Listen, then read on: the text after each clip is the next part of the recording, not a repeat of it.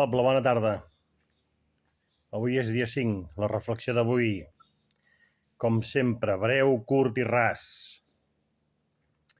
Veig que per les xarxes tothom es queixa molt, cada vegada més, amb lògica, veritat i amb tota la raó del món, de que la violència comença a ser extrema ja.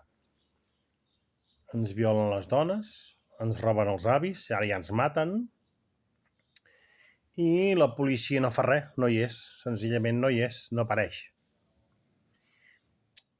Tampoc es pot dir d'on són els agressors. Es veu que no es pot dir. Cap policia pot dir la procedència dels agressors. Dit això, m'agradaria explicar molt breument que contrasta molt amb que a la gent violenta no se la pot castigar i a la gent pacífica sí. M'explico. A l'1 d'octubre, per exemple, els catalans pacíficament volíem manifestar-nos i la policia s'hi va actuar. Fort. Amb ganes. Anaven molt dopats, però van actuar. Però érem catalans. I la pregunta és, què tenim els catalans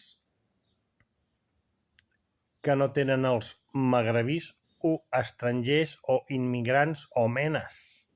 O al revés, què tenen els menes o magrebís o immigrants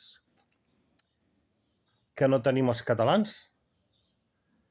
És que això em supera a mi. Saps què passa? Que jo dic, hòstia, aquests tenen alguna cosa que nosaltres no tenim. I no sé què és. Sé que ells no porten cap estelada, ho sé, però no sé si és l'estelada o si és que la nostra parla és catalana. Ells tenen alguna cosa que nosaltres no tenim.